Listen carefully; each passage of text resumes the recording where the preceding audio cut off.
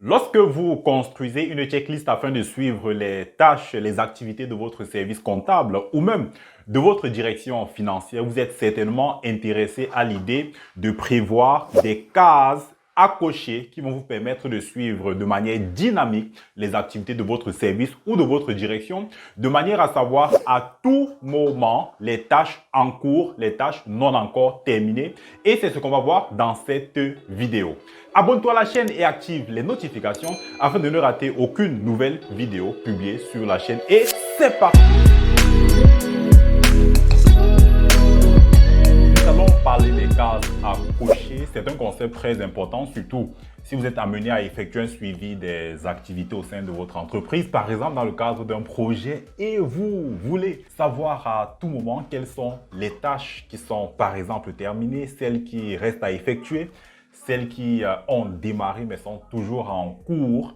Et l'outil case à cocher vous permet de faire un suivi plutôt dynamique et vous permet justement à tout moment de manière automatique de pouvoir identifier ces tâches également. Alors, il est important que vous téléchargiez le fichier à partir duquel on va travailler ensemble. Vous verrez dans la description, il y a un support que vous pouvez justement télécharger et y accéder. Lorsque vous ouvrez donc votre feuille Excel, votre classeur, il est important que vous ayez accès à cet onglet développeur. Si ce n'est pas le cas, cela signifie qu'il est absent de votre ruban. Et pour y accéder, vous faites un clic droit, personnaliser le ruban. Vous venez dans les onglets principaux.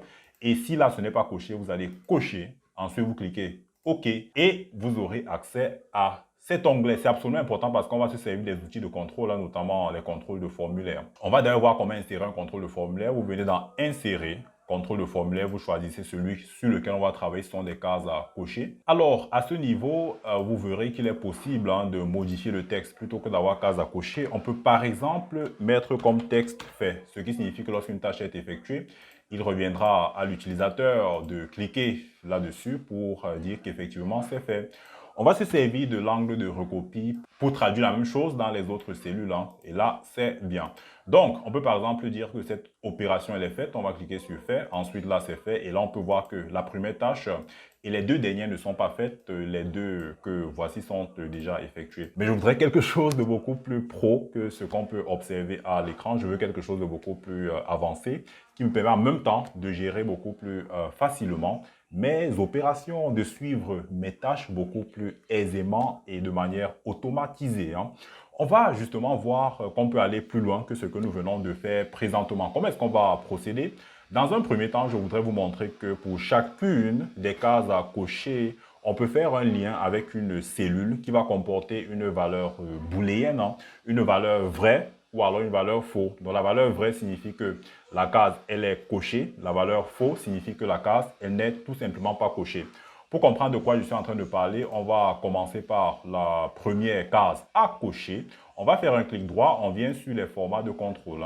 Sur les formats de contrôle, je vais vous proposer de venir ici dans les cellules liées, de mettre par exemple D4. Et on va voir ce qui va s'afficher dans D4. Alors, si je coche cette case, donc je vais cocher ici pour dire que c'est fait, vous voyez que dans la case ou alors dans la cellule D4, on a la valeur vraie, ce qui signifie justement que la case, elle est cochée. Lorsque je la décoche, on a la valeur faux et c'est justement ça que je veux exploiter pour pouvoir faire des modifications sur ma gauche de manière à tout moment faire visualiser les tâches qui sont déjà effectuées de celles qui ne le sont pas. Alors pour gérer ça, je voudrais que le faux que voici ne s'affiche pas sur D4 mais bien plutôt sur C4 pardon. Et l'objectif qu'on va viser et on va le faire ensemble, nous voulons que le faux soit traduit dans la cellule C4 mais qu'en même temps, ce soit masqué. Vous voyez un peu ce que je veux dire.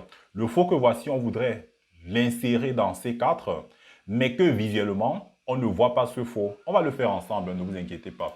Donc, je fais un clic droit, je viens sur les formats de contrôle. Plutôt que d'avoir D4 ici, nous allons mettre C4. Voyons ce que ça va donner.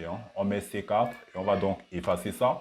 Je viens ici, je clique là-dessus. Vous voyez que le vrai, pour dire que la case elle est cochée, ça s'affiche donc dans la cellule C4. C'est exactement ça que je recherchais. Lorsque je décoche, c'est le faux. Mais il y a un problème, on va dire, de présentation, n'est-ce pas? Ce qu'on va donc faire, et on va le faire ensemble, mais avant de le faire pour ces cellules, je vous propose qu'on puisse faire pareil sur les autres cellules. Donc, on viendra ici, format de contrôle C5, on va dire OK. Ensuite, là, format de contrôle, on va mettre C6 dans la cellule liée. C7, C8. Donc, si je viens là, je clique faire. Très bien, je décoche, c'est faux, faux, faux. Mais je ne voudrais donc pas que ce problème de présentation se pose. Je vais sélectionner toutes ces cellules et je vais mettre une couleur d'arrière-plan. Qu'est-ce que vous proposez qu'on mette comme couleur de police? On va mettre la couleur blanche. Comme ça, même si en arrière-plan, dans la cellule C4, c'est la valeur booléenne faux, ben personne ne voit que c'est faux. Le plus important, c'est qu'on puisse utiliser le contenu de cette cellule pour traduire la signification sur ces différentes tâches. Donc, quel est l'objectif que nous souhaitons atteindre? Nous voulons que lorsqu'une tâche est effectuée, qu'elle soit barrée, n'est-ce pas? Et lorsqu'elle n'est pas encore faite, qu'elle se présente exactement comme ce qu'on a à l'écran. Donc, concrètement, qu'est-ce que je veux? Je voudrais quelque chose du genre, lorsque vous allez par exemple sur les formats de cellules, vous allez voir que dans la partie police, là, il y a la possibilité dans les effets d'ajouter un barré. On peut par exemple barrer le texte et puis lui affecter une couleur différente, si vous voulez. Je veux quelque chose de ce style. Je voudrais que lorsqu'une tâche est faite, que ça s'affiche exactement comme ça. Mais on va le faire de manière dynamique. On ne va pas aller gérer ça manuellement. On va revenir corriger ce que nous avons fait manuellement là. Donc, je vais enlever ça. J'enlève le barré pour remettre la cellule telle qu'elle se présentait au départ. Donc, comment est-ce qu'on va gérer ça de manière dynamique? Donc, je vais sélectionner les tâches concernées. CTRL-SHIFT, touche de direction vers le bas. Ensuite, on va aller dans l'onglet Accueil. Je vais prendre la mise en forme conditionnelle. On va donc créer une nouvelle règle pour pouvoir gérer ça. La nouvelle règle doit être basée sur une formule afin de déterminer pour quelle cellule le format sera appliqué. Donc, qu'est-ce que je veux? Je voudrais élaborer une mise en forme conditionnelle sur la plage que j'ai sélectionnée là. Mais ici, je vais intégrer une formule. Donc, je voudrais qu'on fasse un test sur le contenu de la cellule C4, n'est-ce pas? On va dire égal, égal C4. On va utiliser également la notion de référence relative ici. On va se servir de la touche F4 pour immobiliser la colonne et laisser la ligne mobile de manière à pouvoir justement avoir une formule qui va concerner l'intégralité de ma plage qui se situe sur la verticale. Donc pour la mise en forme, on a dit qu'on veut barrer tout simplement le contenu lorsque la valeur elle est bel et bien vérifiée. Et on voudrait également que la couleur, qu'on ait une couleur qui tend plutôt vers le gris. Voilà, pour dire que lorsqu'une tâche elle est terminée, on la barre et on la met en couleur grise. Donc, lorsque c'est OK, je clique sur OK. Ensuite, je clique sur OK. Et il va justement vérifier la valeur booléenne qui va se situer dans la cellule C4, n'est-ce pas, dans la cellule C5, ainsi de suite, ainsi de suite. Ainsi, si je coche sur Fait, qu'est-ce qui va se passer? Soyez bien attentifs. Si je coche sur Fait, vous voyez que sur la gauche, j'ai planifié clôture cette tâche qui est barrée. C'est pareil, c'est pareil, c'est pareil. Maintenant, je vais vous montrer une formule qui nous permet d'aller un peu plus loin que ce que nous venons de faire et qui vous permet ainsi à tout moment de savoir les tâches qui sont déjà effectuées de celles qui ne le sont pas encore. Qu'est-ce que vous souhaitez qu'on affiche ici à droite? Moi, je vous propose d'afficher ici les tâches non effectuées. Voilà, ça nous permet de faire un bon suivi et de savoir à tout moment qu'est-ce qui reste à faire. Donc, on va prendre les tâches non effectuées et pour cela, on va se servir de la formule filtre. On va filtrer une plage ou un tableau, on va filtrer sur les tâches qui ne sont pas encore effectuées. Alors, le tableau sur lequel on veut faire ce contrôle, c'est bel et bien ce tableau. Donc, ça, c'est le premier argument. Et qu'est-ce qu'on va inclure? On va inclure des valeurs qui vont de C4 à C8 pour lesquels on a une valeur qui est comment, vrai ou faux. Puisqu'on veut extraire ici les tâches non effectuées, on va retenir ici les cellules qui ont la valeur faux, n'est-ce pas? On va prendre faux, voilà. Ensuite, je ferme la parenthèse pour boucler cette fonction. Je valide. Et là, on a pour le moment deux tâches qui ne sont pas encore terminées, n'est-ce pas? Et c'est ce qu'on peut justement remarquer. On a la tâche ouvrir la période comptable que voici. On a également la tâche circulariser les fournisseurs. Vous allez voir que c'est assez dynamique.